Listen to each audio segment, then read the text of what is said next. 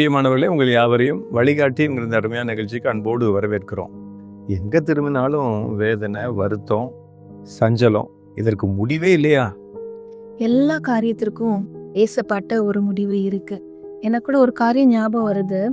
இந்த காஃபி பீன்ஸ்லாம் பார்த்தீங்கன்னா, அதை நம்ம சுடு தண்ணியில போடும்போது அந்த காஃபி பீன்ஸ் ஒரு நாள் அந்த சுடு தண்ணியினால பாதிக்கப்படுறது கிடையாது. மாறாக அந்த காஃபி பீன்ஸ் அந்த சுடு தண்ணியையே ஒரு அரோமா நிறைந்த ஒரு நல்ல ஒரு ஃப்ளேவர்ஃபுல்லான ஒரு காஃபி அது மாத்திடுது.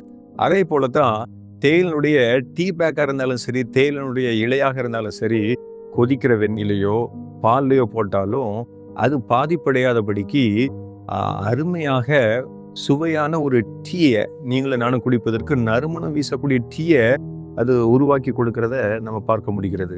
அது போலதான் மனிதர்களுடைய வாழ்க்கையில கூட ஒரு மனுஷனுடைய உண்மையான தன்மையும் விசுவாசமும் அவன் சோதனை காலத்துக்குள்ளாக கடந்து வரும் பொழுது அது வெளிப்படுது.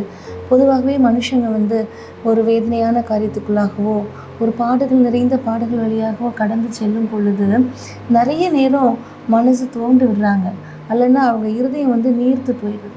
இந்த மாதிரி நேரத்தில் நம்ம ஆண்டவரை உறுதியாக பற்றி கொள்ளும் பொழுது ஆண்டவர் ஒரு அவருடைய குணாதிசயமான அன்பு, பொறுமை, சாந்தத்தினால நம்முடைய இருதயத்தை நிரப்புவார்.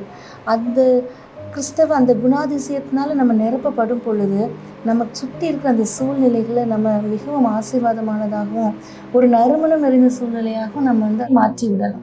ஆமேன். ரொம்ப சரியா சொன்னோமா. எனக்கு கூட வேதாகமத்திலிருந்து ஒரு நபர் ஞாபகத்துக்கு வருது.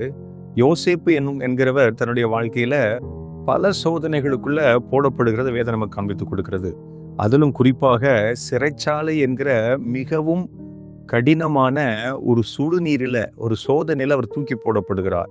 ஆனா அந்த சூழ்நிலையிலும் ஆண்டவரை உறுதியாய் பிடித்து கொண்டபடினால அவருடைய வாழ்க்கையில விசுவாசம் வெளிப்பட்டது, ஞானம் வெளிப்பட்டது, பொறுமை வெளிப்பட்டது.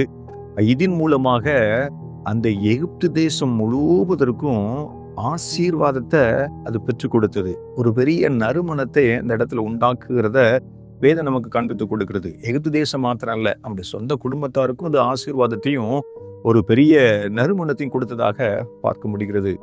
நாமும் கூட நம்முடைய வாழ்க்கையில சோதனைகள் வரும் பொழுது கிறிஸ்துவை உறுதியாய் பிடித்து கொண்டு அவரை சார்ந்திருக்கும் பொழுது நறுமணமும் ஆசீர்வாதமாக அது மாறிவிடும் என்று சொல்லி வேதம் நமக்கு காண்பித்து கொடுக்கிறது. இதை உணர்த்தும் விதமாக வேதாகமத்திலிருந்து ஒரு வசனத்தை நான் வாசிக்கிறேன். யாக்கோபு 1:2 மற்றும் 3 நான் வாசிக்கிறேன். என் சகோதரரே, நீங்கள் பலவிதமான சோதனைகளில் அகப்படும் போது உங்கள் விசுவாசத்தின் பரீட்சையானது பொறுமையை உண்டாக்கும் என்று அறிந்து அதை மிகுந்த சந்தோஷமாக எண்ணுங்கள் என்று சொல்லி வேதம் சொல்லுகிறது. சோதனையை பொறுமையோடு சகிப்போம், ஆசீர்வாதங்களை சொந்தமாக்கிக் கொள்வோம். Love God, love others. God bless you.